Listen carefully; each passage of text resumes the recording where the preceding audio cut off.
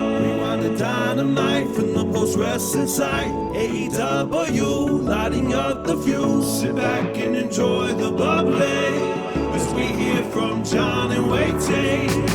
Where we're going, we don't need roads. And if the buck stops here, this thing might blow. Everything you hear are opinions of the show. And if you don't like it, go to the forums and let them know. Hello, everybody. Welcome to Rewind-A-Dynamite. It is John Pollock and Wai Ting here to discuss Dynamite from Wednesday night at the Wintrust Arena in Chicago, Illinois, on the eve of Thanksgiving. Yeah, that's right, John. How are you doing? Tremendous. I'm all excited about Thanksgiving. All right. Okay. Me too. Yes. Excited for our American friends, of course. So happy Thanksgiving to all of you. And, So what we're doing is to celebrate Thanksgiving. We are having Friendsgiving on Thursday with two of our friends. You're right. Yes. An in-person meeting between me, John Pollock, Braden Harrington, and Davey Portman is to take place tomorrow to celebrate American Thanksgiving by not having American Thanksgiving food. No, maybe that will be on the menu. You never know. Yeah, maybe, whatever. It's always a good excuse. It'll be our first time in the brand new BDE. I'm excited for that. Oh, that's right. We've never been there. Never. Or maybe we'll be invited over. Maybe not. Maybe they'll be like, no, it's okay. This is where maybe the visit ends. Maybe we'll have a terrible lunch and we'll just end up hating each other. We could. That's very possible. Definitely. Yeah. I don't even remember what they look like. I only listen. I don't watch. It's been a while. Yeah. Okay, well, we have a lot to talk about from a pretty loaded edition of Dynamite. That started off with, I was trying to think about this way because the only comparison I can think of in the history of Dynamite where they started off with this lengthy promo segment, I remember one of the early Dynamites when the Inner Circle first formed and they came out for a big promo segment, but that might not have even kicked off the show. I cannot remember. But this has to be the first time they've ever started with like a 20-minute talking segment. Yeah, I'm trying to think back. I mean, I feel like it's not, that unusual that we might have seen something like this, but, I'm terrible with my recall with some of this stuff. Not for Dynamite. I mean, this is, I would have to imagine. How about when Punk debuted? When Punk came on Rampage, that would have been the exception to the rule, yes. So maybe Punk in Chicago breaks the AEW rules. Yeah, and the common denominator is CM Punk. This was a segment that I did not expect to take place on this show. It was not something they promoted. They promoted QT Marshall versus CM Punk. And that's what I think, you and I were debating on our post-news update today on youtube.com/postwrestling. Subscribe, everybody. We're doing those live, by the way, everybody, starting at 1 o'clock every day. So catch us there live. And if you're a patron, you get that in audio form. Some plugs out of the way there. But you and I were debating, what they would start the show off with tonight. And I think we had agreed Punk versus Cabana was probably our guess. Simply because... No. We were not guessing Punk versus Cabana would start the show. Never mind. That's maybe 5 years down the line, perhaps. Danielson versus Cabana. Because, it felt like the biggest thing on this show. Coming out of this show... You couldn't have ended with this, so I understood why you started with this. Nor do I think that Punk QT match would have really fit in the main event, like watching it. It was just the idea of the matches. I was not looking at that 8-man to close the show, but it probably made as much sense as anything. Point is, Cabana versus Danielson was the biggest thing on paper heading into Dynamite. Right. But... on their rundown and in their plans, they clearly had something much bigger to start the show off with, and it was a promo battle between MJF and CM Punk, which I think is as valuable as the match. I would have paid pay-per-view money to see tonight's showdown. Punk and MJF talk. Yeah. What a concept. It's Ross. Absolutely. I mean, I guess Punk second best at something else this week as well. That is right. As John alluded to, Volume 3 of Talk released at postwrestlingcafe.com. You just throw them to me, and I'll be the sellout, John. Yeah, a lot of compliments about me and Wai speaking together in person, making eye contact. I say great reaction because I think I only hear from the people that enjoy things. I think Wai probably gets the DMs about, all right, what's up with this guy? What is it about this guy? I'll it's confidential. So yeah, if you have your complaints about John Pollock, send them to me. But no, thank you for all the kind words, of course. And as revealed on that show, Black Friday sale coming up at store.postwrestling.com. See, I got to fit another one in there. On Friday, Saturday, Sunday, and Monday, 20% off all items at store.postwrestling.com with the promo code. I can't remember what we settled on. Eggs. Eggs. Okay. Plural. Eggs. That is correct. Yes, starting Friday. Yes. So go to the store and put all your eggs into one basket and check out with our Black Friday sale. That is good until when, Wai? Monday.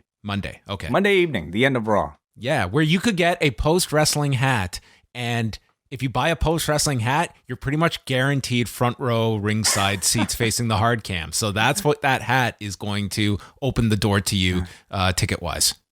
That, and also if you happen to be working at Pro Wrestling Tees and if your name happens to be Scrump. So yes, that is right. Thank you for the representation, Scrump. And also Jake from the Windy City showing up in some post gear tonight. Well, there's a massive reaction for Punk coming out, and he is cut off by MJF. And he walks out, and the crowd is immediately chanting asshole. And this is mixed with Punk chants as they stand across the ring. This is like two gunslingers about to go at it as they stare their prey from across the ring. And MJF starts out referring to him as Punky Brewster and said that you hurt my feelings when you didn't shake my hand last week. The boos are enormous here. And said it was almost as bad as when you took your ball and went home like a little bitch. He brings up the pipe bomb, calling it the best moment, but every MJF moment is the best MJF moment. I'm not just a one-trick pony. I respect you, Punk. I respect that you're straight edge, even though you look like a meth addict. And if I had your face, I'd have to down 8 shots of whiskey just to look at myself in the mirror. And he brings up Punk's interviews, these famous press interviews that Punk did during the beginning stages of AEW, and the names that he listed off that he wanted to work with, never mentioning MJF. They're getting a whole lot of mileage out of these early Punk interviews. This was the best media tour AEW ever set one of their talents on for promo material. And said that you never named me because you didn't want any. Punk, you on the microphone, it's like a big fish in a small pond, but now you're a minnow, and I'm about to finish you verbally faster than your UFC career, which got a big zing. But when you actually think about it, from the moment his signing was announced to his last fight, it was actually a very long time that he ended up being in the UFC. It was years. Sure. Okay, fine. It was 2 fights spread out over lots of training, injuries, first fight, big gap, second fight, and then just kind of no one knew what his future was going to be. So it's not like it was like he was there for like one fight for a cup of coffee. I mean, he was actually there for a long time. It just was spread out and very slow. I mean, in terms of in-ring content, I think we saw less of CM Punk in the Octagon than we did of the Queen's Crown. You could fit. No, that's Punk. You know what? It might be true because he got finished in the first round with Mickey Gall, but he went the full 3 with Mike Jackson in that pretty terrible fight in Chicago. All right. Okay, so he did get a full 15 in for one of them. And the UFC career line gets a big reaction. They cut to Scrump for his reaction, and he was looking fairly stoic here. And MJF says, "You might drop bombs, but I drop nukes." And Punk goes and he grabs a microphone. He is so disappointed in MJF, thanks him for introducing him because up until last week, I didn't know your name was Maxwell. All this time, I thought it stood for my jealous fan. He never brought his name up by design to feed MJF's ego. I'm already in your head because you have a poster of me on your wall. Last week, I shut up the great MJF without even saying a word, and you had 7 days to think about what you would come at me with, and you went with the lowest hanging fruit when all you are is a less famous Miz? So when this thing started, I mean, it was very much, I think, MJF coming out with some very strong material. You know, everybody knows the sore spot that Punk has with him forever now, being that UFC career.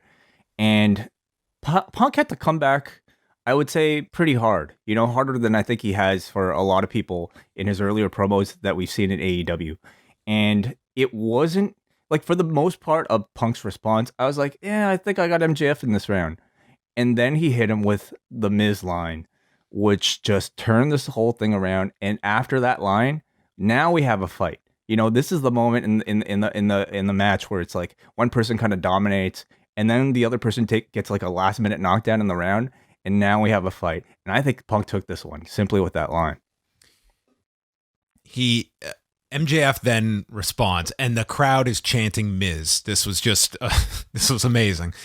And he says that nostalgia is a drug that causes us to misconstrue our memories, and admits, I was a fan of you, Punk. You were the best, or so I thought.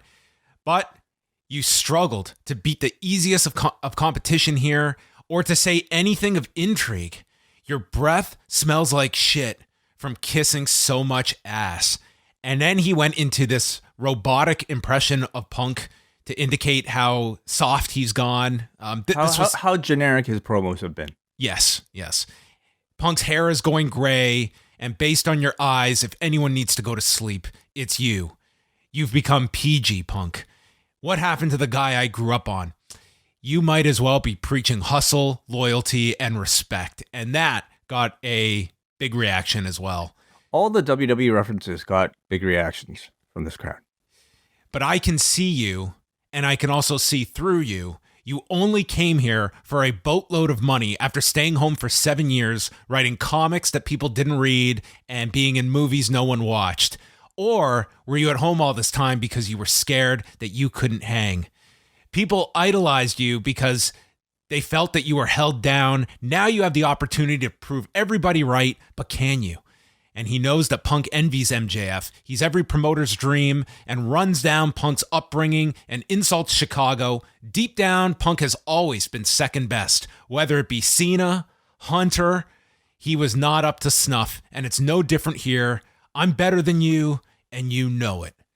And that was MJF's ending speech here before Punk would get his closing argument. He was great. He definitely escalated from his attack in the first round. You know, this time he was breaking Punk down very methodically. It took a while for him to get there. You know, like he definitely had more time to you know, lay down his attack. But I'll say this on that point, Wade. Like, there was a point in this where, I mean, it was captivating, and I think that overrides all of it. But it was some of that we get sometimes that we complain about in WWE, that it's like the guy is just eating all this for so long, just standing there. But this was almost like this almost was laid out like a rap battle, where it's like, you're going to have your turn, exactly like, and I'm going to take your, and then it's going to be my turn. Yeah. I mean, before there were rap battles, there were pro wrestling promo battles. If anything, rap battles are modeled after professional wrestling. This is what pro wrestling is supposed to be. You go, I go. You go, I go. And it keeps escalating until you want to see these two punch each other in the face. But MJF, you know, round two, I thought he told a great story. He questioned the confidence of one of the most confident dudes in the history of this industry. And I thought he had some great ammunition. You know, you've been away for 7 years. You had plenty of things to complain about. You had a lot of strength when you had, you know, somebody to rebel against. But now you have the opportunity to prove that you are number one. And can you actually do it? It was great. It was far more cerebral than first round. So Punk says there is some truth in that. I was a bit scared coming back after 7 years. I didn't know if people would remember or care about me, or even if I still had it. But I'm not scared any longer. I was selling out Madison Square Garden when you were marking out for Rosie O'Donnell. You made the New York Times for your segment with Jericho. I'm going to put you back into the New York Times in the obituaries. You've enrolled in a college your parents can't afford, and you can't back up your words without Wardlow, Sean Spears, and FTR.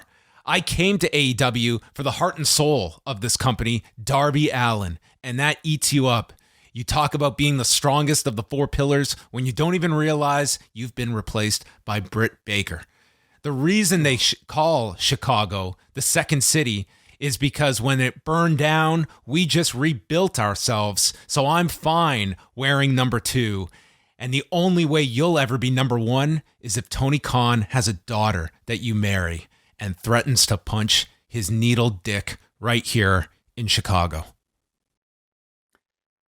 An unbelievable segment. This was one of the best promo segments of the year, one of the best segments of TV this year, period.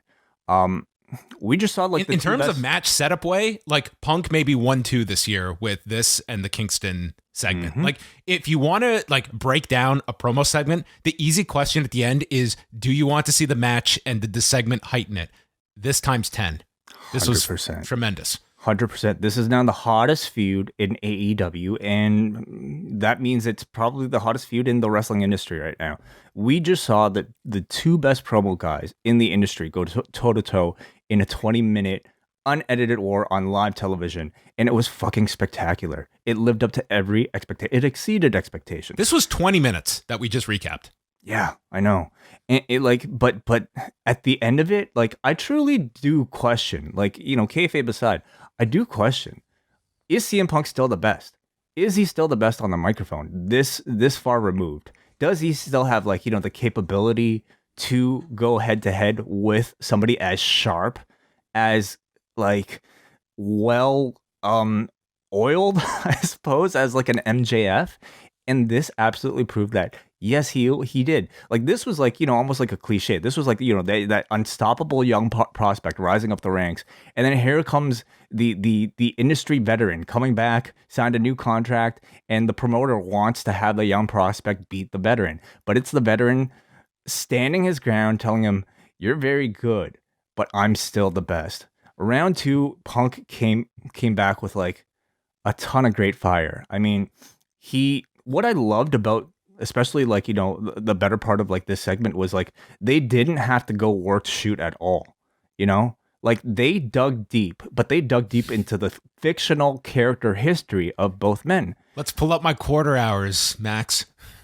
Like at this point, that is so easy. The artistry is when you can stay within character to poke holes at the story. MJF targeted Punk's inner self-confidence, called him number 2, and the way Punk deflected the number 2 line, I thought was perfection. Like, it makes me wonder how much these two orchestrated together, and who cares? Like, yeah, like, you're creating great art, you're scripting great art. Whether or not they did, I don't know. You're both working in concert together here, but I mean, in this setting, it's not an idea, like, we know for a fact they are not sitting down and writing out any of this stuff. And it would be really interesting to know, like, what were kind of the bullet points each knew going in there, and how much was, you know, the line about being number 2, was that something that was just in the moment, tying it into Chicago being the second city? I thought that was brilliant, like, way to play off of that line. Like, it is brilliant either way, whether it was preconceived with the both of them together in a room, writing it down, whatever, or if it was improvised. Either way, it only matters if it gets over. Like, that's it. That's the whole point of pro wrestling, is, does it get over? And then, like, Punk digging to MJF's inability to win without cheating. He didn't need a ring to beat Darby Allin.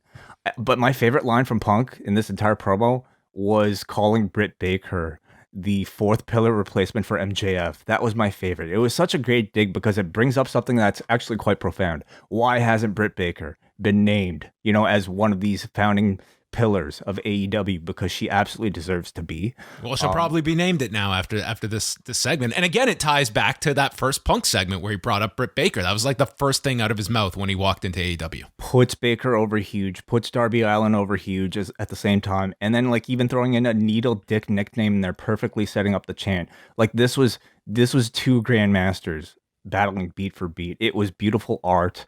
It was a great segment. The question is, how long can you hold this match off for? You know, I was talking about it with some of the people in the chat room before we started here, but I mean, we do have the Wardlow match. We can even go to a Spears match, and any number of people for the Pinnacle. I think this has enough legs that you could delay it to probably a January show, one of the big shows in January. I mean, Long Island is a big show. The TBS debut is another big one. Battle for the Belts doesn't necessarily need this. I mean, there's no championship on the line, so probably I would say one of those. Revolution feels like it's too far away. That's really long. If you're looking at the end of February, this was the money segment. This was like the go home segment almost. I don't know how much more you can build upon this, or that it needs building on top of it. So that will be interesting, the timing of when they pull the trigger on this match. And you're right, they do have the bodies you can throw at Punk to prolong the match. I would say, like Long Island, like geographically, that makes sense with MJF, but that's in 2 weeks. That seems very close. I think that would be a perfect spot for their second promo battle. I mean, I don't know how you talk. This will be like it'll be like the federal election. They're going to do like debates. They'll do like 3 debates. Next, It'll be a town hall meeting. That's right. Yeah, Punk had hometown advantage today. You give MJF hometown advantage the next time. But that'll be interesting to see what the crowd reaction will be like, because I feel like they'll be very pro Punk even there. So this segment, as I mentioned, like it went 20 minutes or so, and then we come back and QT Marshall is there in the ring, and we just go right into it. Nick Comoroto. I have never seen a crowd so deflated after, like, for the actual match after a talking segment. And that's not to say this match was bad. It was just because the prior thing was so good, Like, it was amazing. Like, yeah. Yeah, it's going to be really interesting to see, like, the Thanksgiving Eve Dynamite. It's been a tough week for them to draw in the last 2 years, and they started off, I think, as strong as you could with Punk in Chicago, and then if you had tuned in at the beginning, which sometimes that's the big surge is at the beginning, and then you get an MJF segment. I think you're holding all those people for 20 plus minutes and maybe a little longer, because Punk's matches do very well when he's put on free TV. Mm-hmm. So the match here with QT, it was built around a lot of body slams by Punk, and QT selling the back, and Punk really just playing them up quite a bit. Comoroto and Solo get ejected after Comoroto grabs CM Punk's leg from the floor. QT then runs back into the ring into another body slam and then does the flip bump in the corner off an Irish whip. They go through picture-in-picture as QT has the advantage. He's playing to the crowd for heat and calls Punk Grandpa in the ring, and then gets hit with a head kick from Grandpa. The crowd rallies behind Punk. Jim Ross says this has not been the best night for Punk, blaming it on MJF, rattling Punk. And he hits the running knee in the corner, Savage Elbow, and GTS for the win in 11 minutes and 7 seconds. So if you tuned in, you got almost 40 minutes of CM Punk to start Dynamite. It was Chicago, so, and arguably this is probably what Chicago paid for, and they definitely got their money's worth. But honestly, I don't have much to say about the match. Like, it was hard for me to even pay attention. I was buzzing off of the prior segment so much. Like, this felt like Christmas Day, where, like, the gift you opened first was the one that you wanted all year. And so everything else you open afterwards was like, I mean, it's good, but you just can't wait to, like, talk about the first one. Yeah, the match, I mean, it was a serviceable match. I don't think anyone's going to be writing home about, but nonetheless, it was Punk in Chicago. The crowd was into Punk, and you got a longer match than I was expecting between these two, especially after the lengthy promo segment. They went over 11 It was an excuse to put CM Punk on TV for 40 minutes. Shivani's with Christian, Jungle Boy, and Luchasaurus. Jungle Boy brings up that he's beaten Bobby Fish twice, and they have a ton of momentum. This was a promo all about momentum.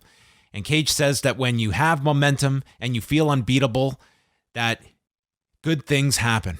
And he notes that Jungle Boy and Luchasaurus are the number one contenders for the tag titles, and they've been here before, but the difference is the momentum. And Christian is going to make sure that they win the tag titles this time. Yes. Yeah. I feel like Christian is definitely leaning towards, like, being so overly friendly that you're starting to be suspicious of him. So I wonder if this is the start of something more devious.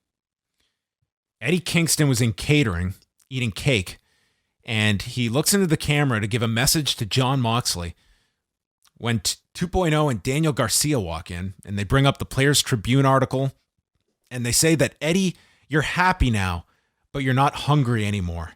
He says, I want this cake. And they keep going on. They're like, it's the kiss of death for a fighter. And Jeff Parker says, you weren't able to help Moxley. And this pisses off Kingston. He stands up and Daniel Garcia throws coffee in his face. And there's a huge pull apart leading to the match on Friday between Kingston and Daniel Garcia. Yeah, for like an AEW backstage segment, it felt a little contrived. But whatever. It was fine. Just sets up a match on Rampage.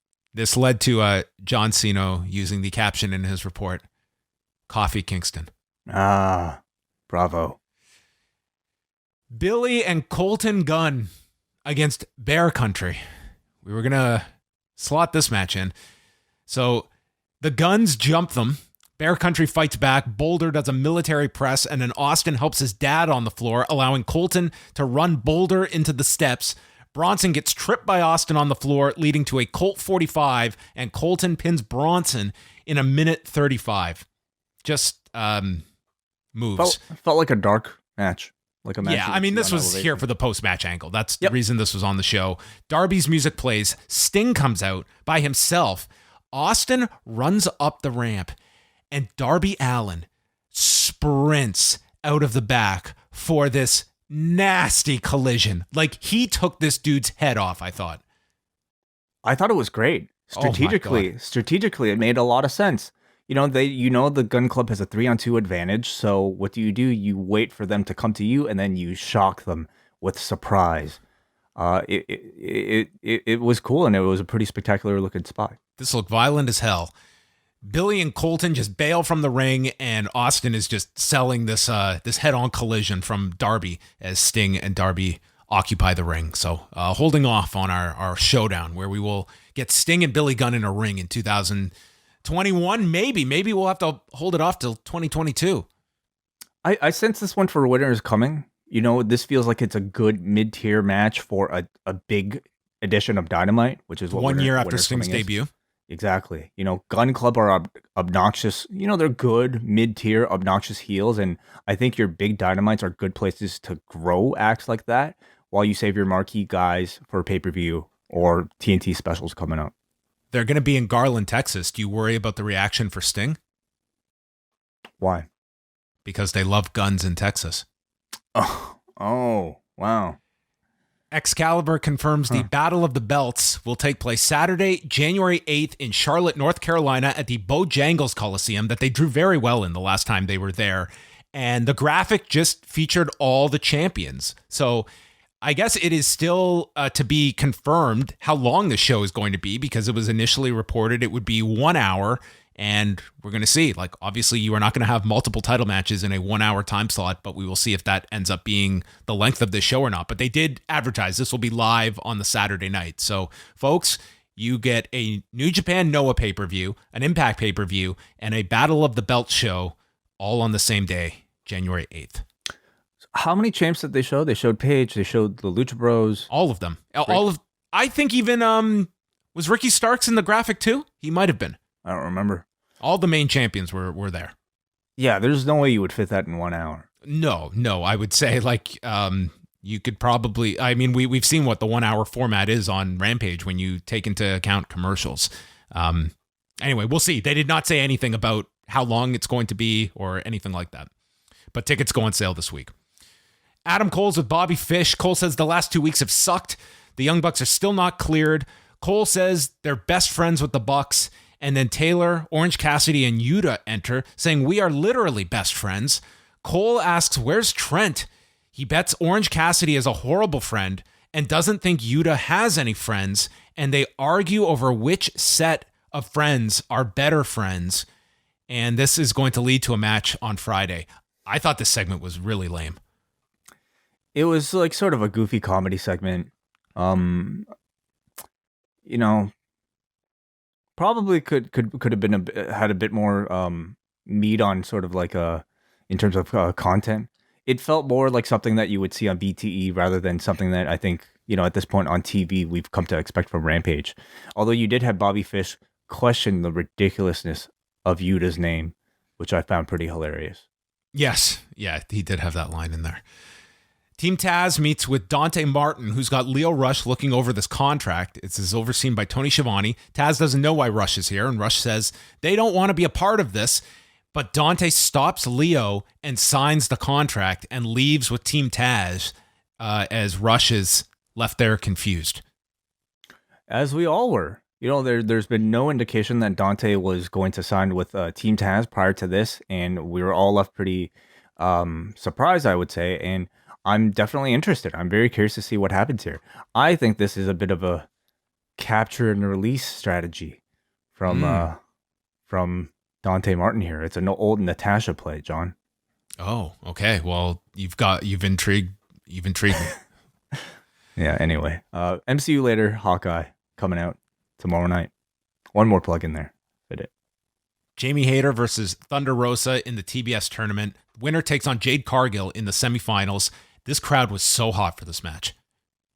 Very much so. Like, they were pretty hot the whole show, but my God, did they really get into this. And this was just like this intense fight for the entire duration. Like, it was not designed to be like your smooth, pretty wrestling match. This was just a fight between these two, and this audience was so into it.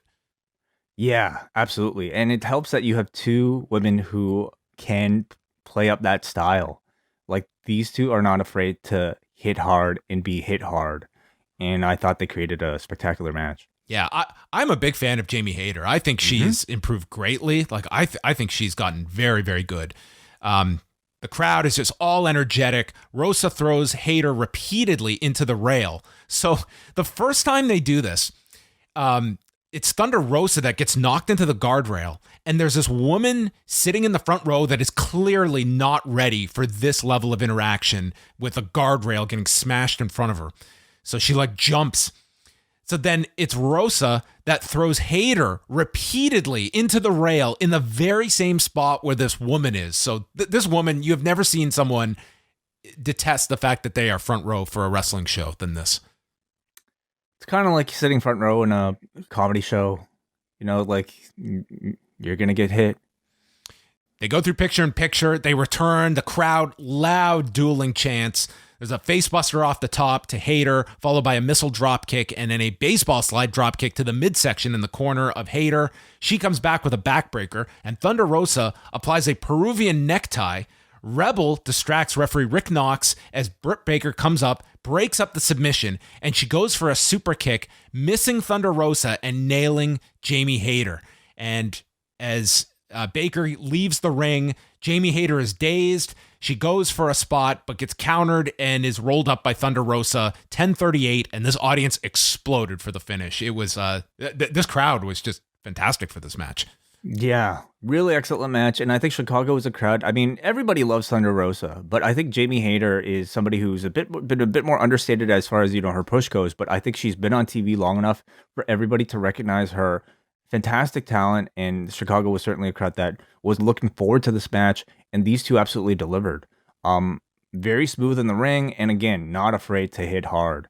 Yeah. I thought in terms of story, it built nicely to Baker Rosa. Like, Baker has been talking for Hayter this entire time. That is the ultimate destination, and I thought they did a good job of getting there. And it also set up the post-match here with Jamie Hayter. That's right. Before we move on, did you catch the line Jim Ross had about, I think it was Thunder Rosa stating, she does a lot of slapping and charity work. Oh, okay. There are two things that don't always go hand in hand together, but those were her attributes listed. We don't know what sort of charity she's doing. You might slap for charity, certain charities.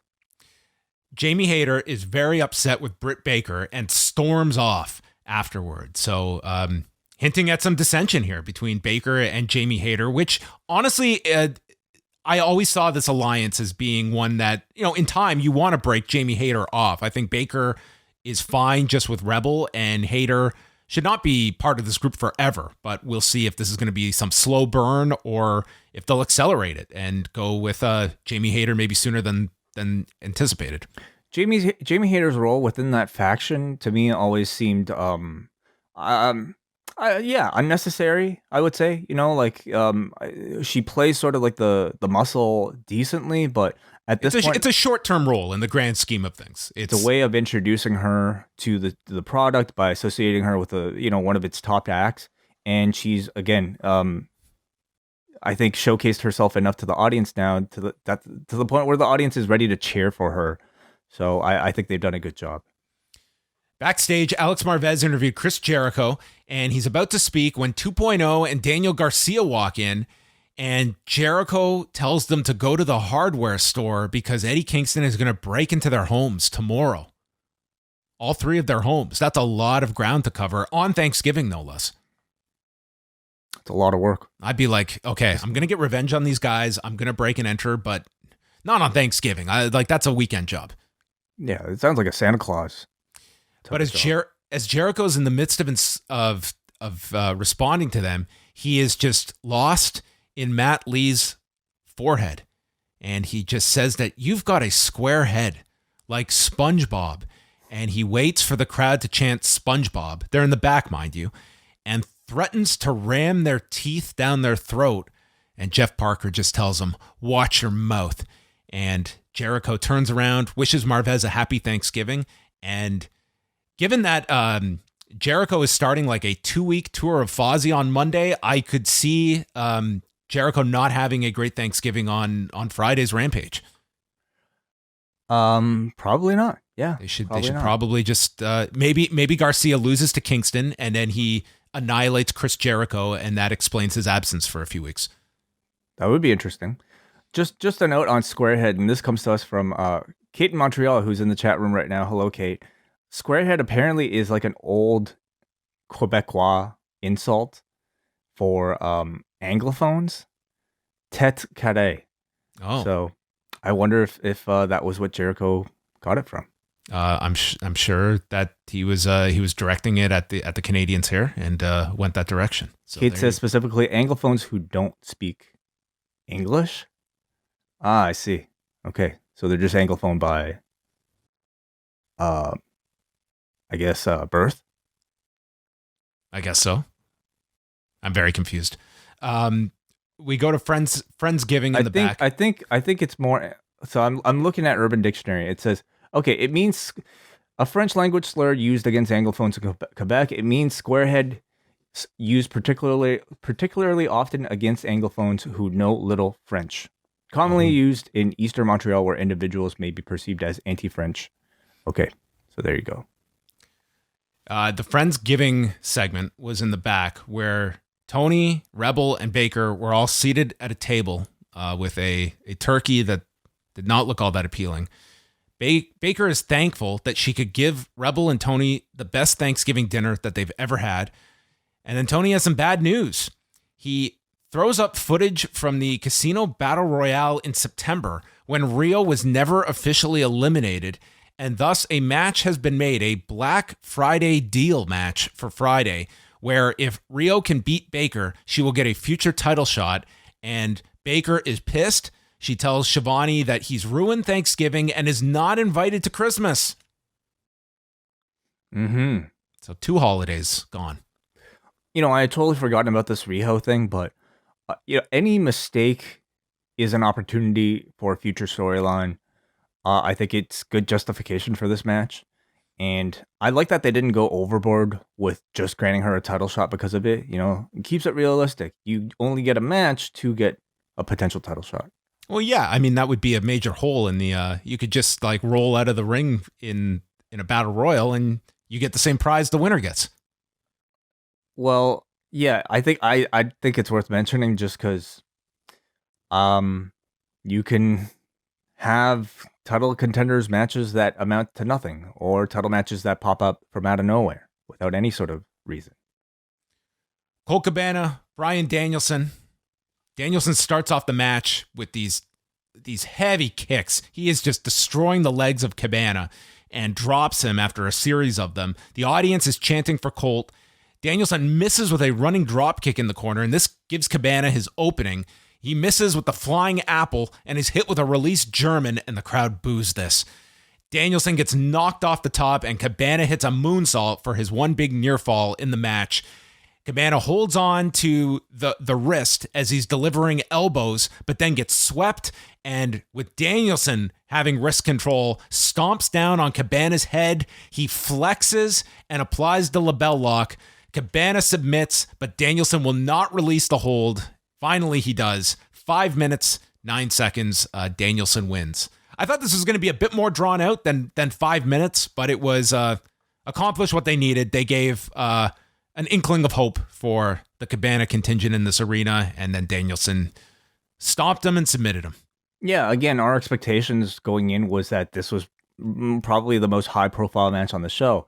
I think seeing what ultimately the show ended up having, I think it had its rightful place on the show because the opening segment was tremendous, and the main event was tremendous. And this was somewhere in, beneath both of those things.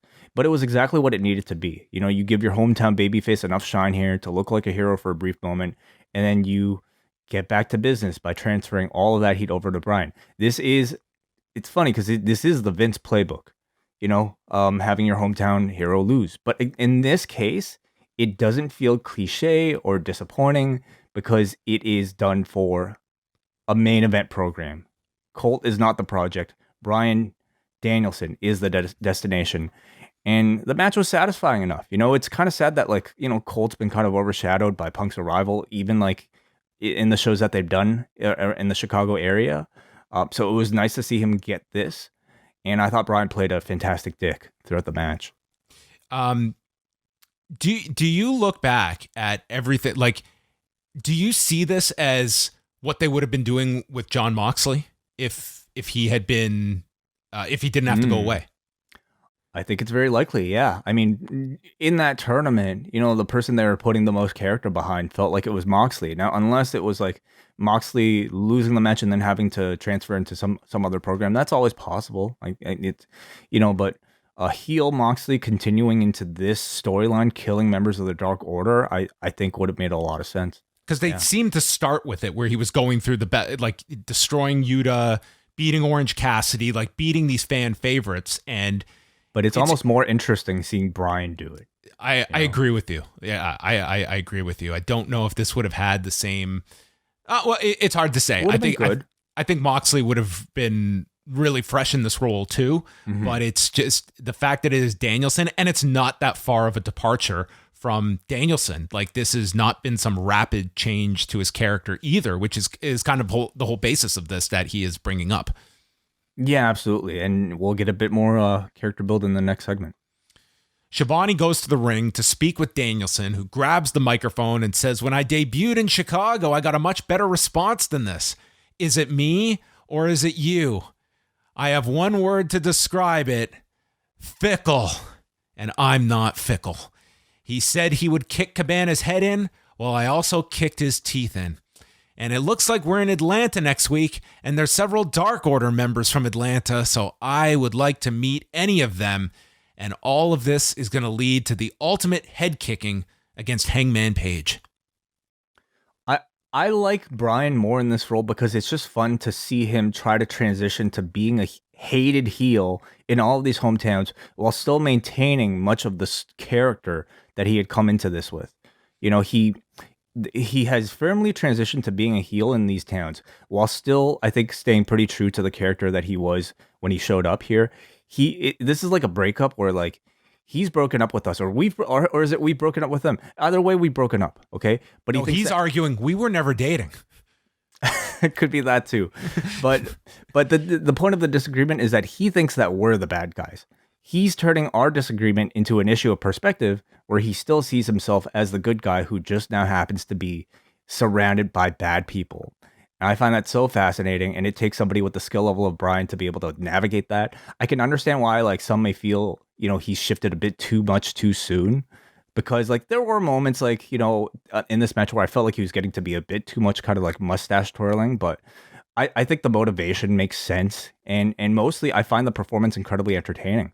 He did the stuff with the teeth here. What do you think? Do you think these teeth were actually legitimately knocked out, or were they planted there?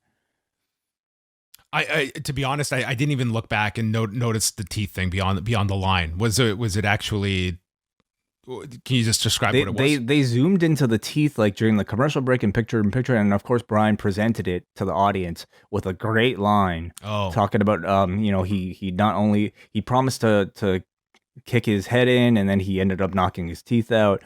He said it in style, and like I don't doubt that it was very legitimate. But he managed to play it up. I mean, these teeth might as well have been gold. Like he was able to use it wonderfully in this promo. Well, as he mentions Hangman Page comes out to a big reaction and says that this city and this building hold a special place in my heart, and maybe we should just have the title match right now. And Danielson, of course you'd say that right after I wrestled a match. That's not cowboy shit. That's coward shit. Page says, I'm not leaving without a fight, and I'll even offer you the first shot. Danielson tells him not to insult him like that, slaps Page, and they go at it with strikes.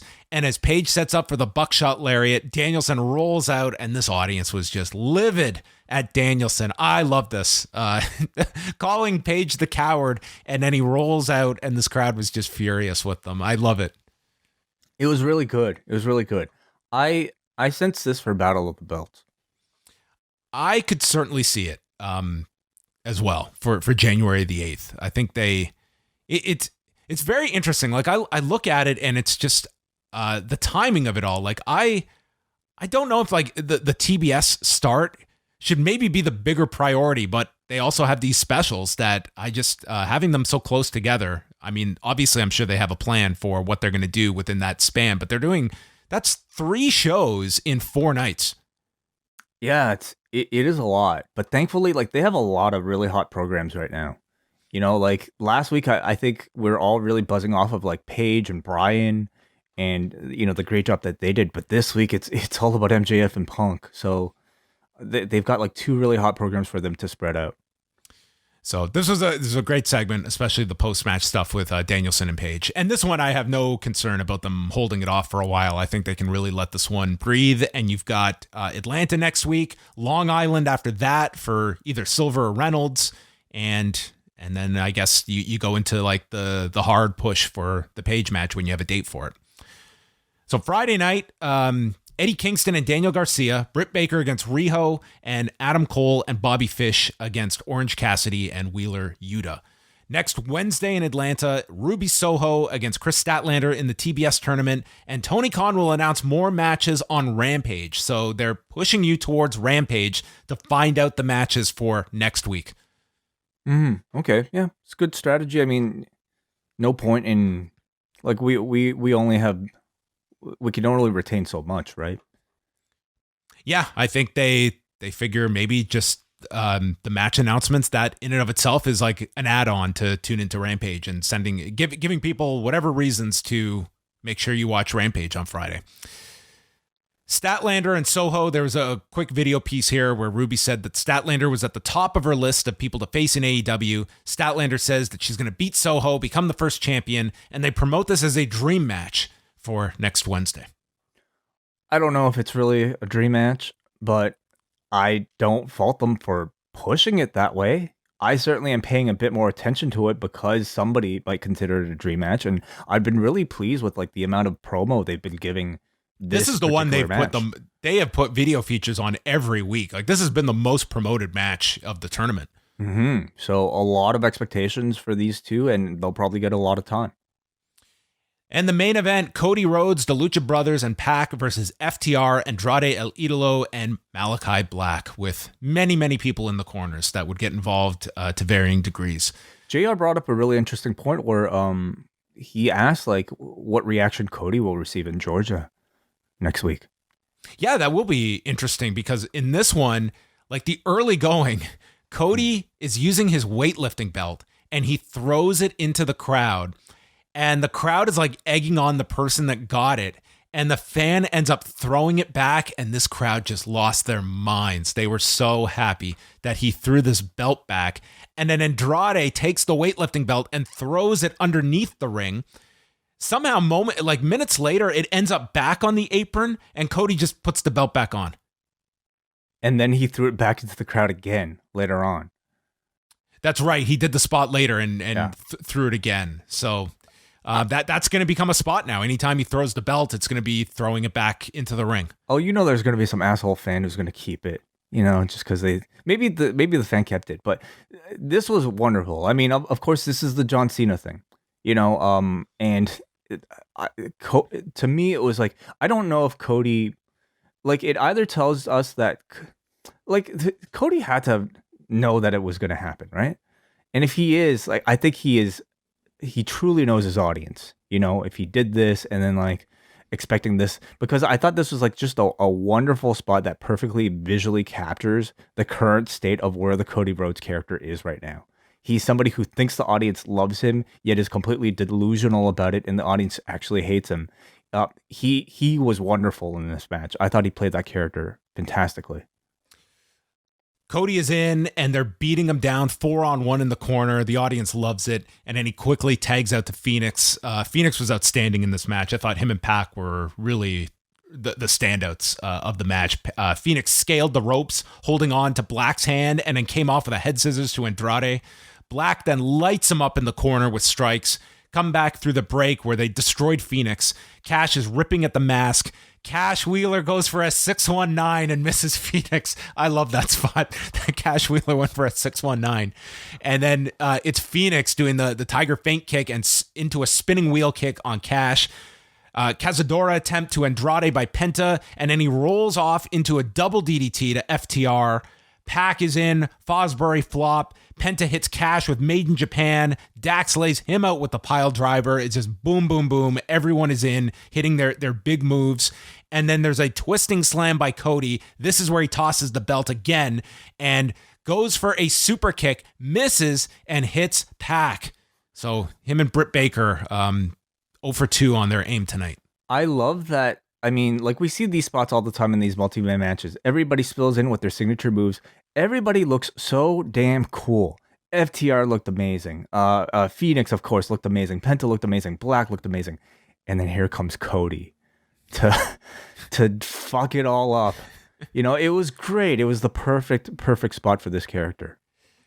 Everyone is down after PAC hits this beautiful belly to belly, sending Andrade into the corner. So with everyone out, Arn and Tully get onto the apron, and my God, they got the biggest reaction of anybody.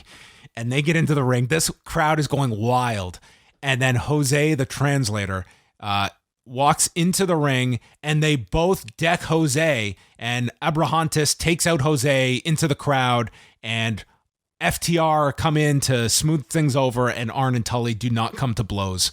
The Lucha Brothers dives onto FTR. PAC gets hit with the Black Mist, and then is hit with El Idolo as Malakai hits Cody with a black mass to the midsection on the apron, and Andrade pins PAC as they win the match. It was a magnificent main event. This match went crazy, and it was incredibly good. Every single person brought it here. I thought everybody was highlighted. Even Arn and Tully had their big spot. In terms of in-ring action, I mean, Phoenix and Penta are just incredible. And when you throw in their chemistry with PAC, with Andrade, with Malakai Black, they each bring the best out of everybody. But I have to say, like, the person that captured my attention the most in this match was Cody Rhodes, and this incredibly interesting way of his way of basically replicating, the John Cena thing of balancing and getting such incredible reactions without having to lift a finger.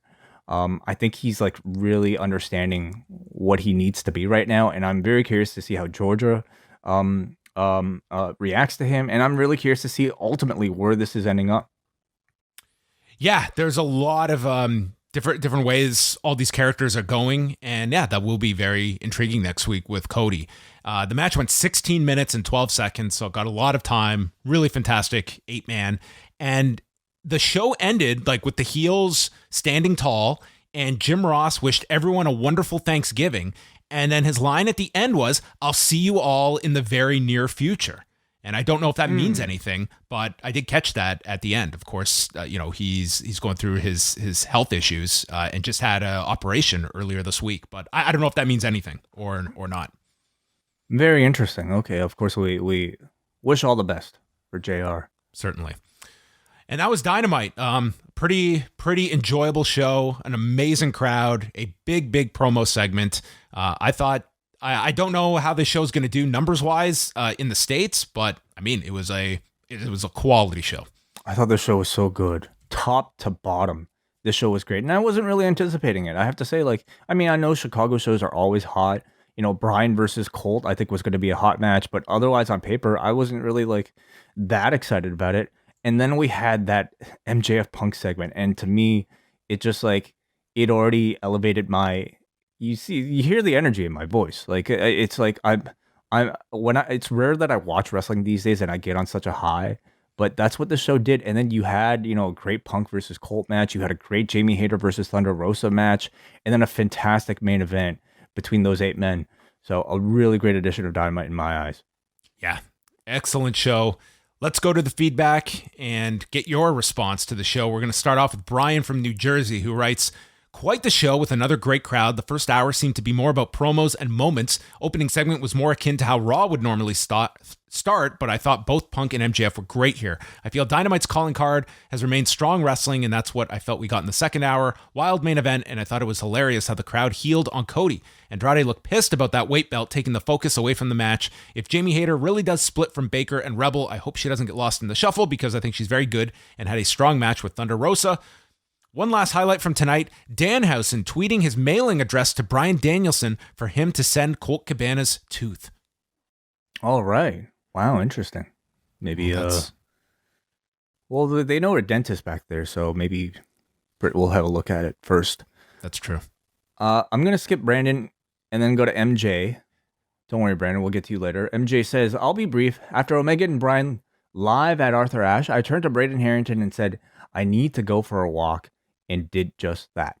After CM Punk and MJF tonight, I too needed to go for a walk. Wow. Meltzer better give this promo battle 5 stars because it was better than the Super Click versus Jurassic Express match.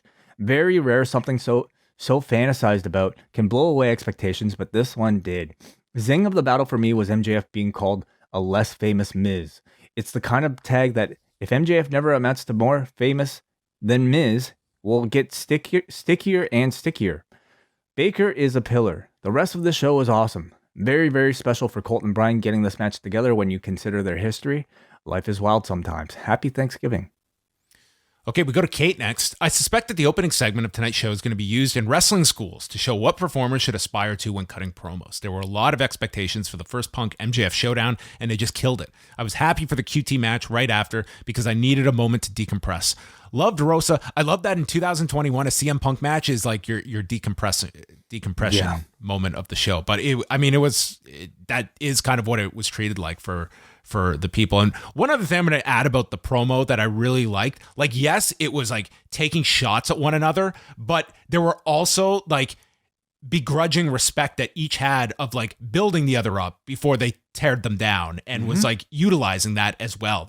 Both are acknowledging, whether it be past or present acknowledgement of their talents as well. That I like that was kind of baked into those promos as well. Kate goes on to say she loved Thunder Rosa and Jamie Hayter. They have really good chemistry, but I hope they don't break Jamie off from Britt's crew just yet. I think they're going to need heels, since I suspect we're going to have a babyface champion in Ruby Soho. While I want to be clear that I don't want to see Tully and Arn have a match, I absolutely love the showdown in the ring. It was the perfect element to the insanity of the main event. Loads of fun, and the 2 hours just flew by. Hope Colt is okay. At least he is able to see a dentist quickly. Oh, sorry, I stole your joke there, Kate. Let's go to Rory, who says, great show as always. Punk and MJF could have spent the entire 2 hours going back and forth. It was tremendous. Also, did I see Mr. Ting on a t-shirt in the front row? I don't know. I did not notice if that was the case. Question, will there be ad-free versions of the podcast for Patreon subscribers once the ads start in December? Keep up the great work, guys. Yeah, so we announced on Talk that starting next week, and I actually wanted to have a proper conversation about this on Monday with the free audience, so I might save this for then, Rory. But the answer, we'll get to that answer maybe on Monday. Last one here is from Muggin, who says that MJF could talk circles around the majority of the roster until he ran into CM Punk. Their promo segment was tremendous. Jamie Hayter and Thunder Rosa had a strong outing, and it hit 2 birds with 1 stone. It furthered the Rosa Baker feud, and it caused a rift between Jamie Hayter and Britt Baker going forward. Danielson and Cabana was what it needed to be, a hometown beating to add heat to Bryan and Hangman at possibly Battle of the Belts. A strong show. We got one more here from Brandon from New Jersey who says, "Good evening, blokes. Long time no see. How are ya? Waving to you in the Zoom room as you read my sonnet of love. What a show tonight, man. That promo between MJF and Punk was probably one of the best segments I've seen in the past decade. It's only the beginning between the two, but how deep in the well can MJF go? It's an interesting psychology battle that I'm sure you both have talked about." Yes, we did talk about it. Do you think he talks into his phone to translate this? Do you think he I don't think his phone writes it, or is this like voice, like uses a voice app? I don't think his phone would understand him. Okay. Back to the sonnet of love. What guardrails and limitations do you think Punk put on MJF, or do you think it's all gas and no break to get this over, especially with the big Long Island show coming up?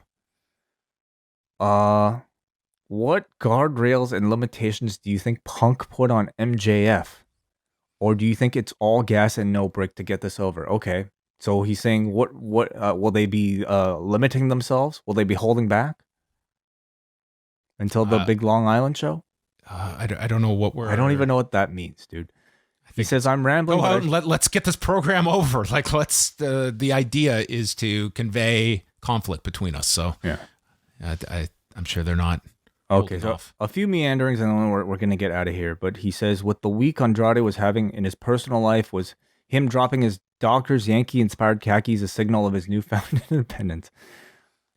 No clue what you're talking about. I mean, I think you're alluding to like some maybe rumors of like stuff going on between him and Charlotte, but I can't speculate on that. We can't tell much from social I think it's media. really foolish to look into that stuff. It's no one's business, to be honest, and it's just like you can't assume. And you can certainly be reading way too much into things. And it's none of my business. It's not my business either. He also says, "John, you weren't here for this last year, but tonight is the evening before Thanksgiving. It's a big party night and also an anniversary for my family. It's the night that my sister started a line brawl at a local establishment because someone looked at her husband in a funny way.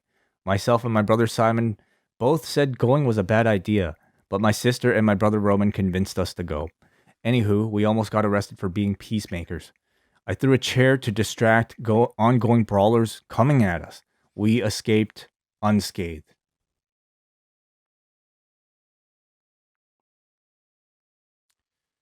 So that's going to bring an end to the show. I want to wish all of our U.S. listeners and viewers a happy Thanksgiving. Wai, as always, it's been a pleasure. Yes, it has. What's coming up tomorrow? Tomorrow, 1 o'clock, youtube.com/postwrestling. John and I will be broadcasting live, although we might also be having lunch with Braden and Davey at the same time. So it's our Rampage edition of the post daily news. It may or may not be taped and then scheduled to premiere live on YouTube, but yeah, it's not going to make a difference to you guys. 1 o'clock is when it premieres, and then if you're a Post Wrestling Cafe patron, you get it in your audio right at 1 o'clock. Surprise, surprise! It'll be a quick turnaround as well.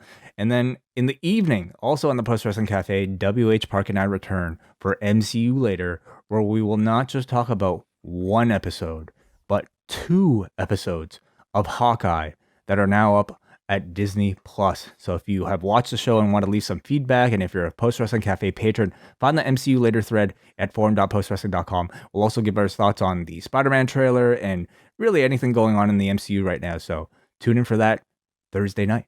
How long is it? You know, I wasn't really even paying attention to the time, but it felt like it was like what, 30 minutes each? Oh, okay. I think. If it's 30, like you're pulling me in at that time. It's these ones, John, that like 52 minutes. I was like, oh my goodness. Like, do I need to take the day off work to watch this episode? I mean, come on. Seeing the first 2 episodes, I would say that this was, of all the Disney shows, this one might be made for you the most because it takes place around Christmas in New York City. Like it's just fun. Oh, I was wrong. 50 minutes each. 50 minutes each? Yeah, it's great. That was even worse because you dangled a manageable amount to me. 50 minutes. Oh, just don't check the time. Just watch. Maybe I'll watch like 2 times the speed. Ugh. Whatever. That's how you consume art way. All right. Check out MCU later on Thursday night. Looking forward to that. We will be broadcasting at 1 p.m. Eastern, youtube.com/postwrestling, postwrestlingcafe.com. And then the two of us are back Friday night for more 11:15 Eastern, live for all patrons. We'll chat SmackDown. We'll chat Rampage. And God willing, Brandon won't get arrested and he'll call in. All right. Goodbye.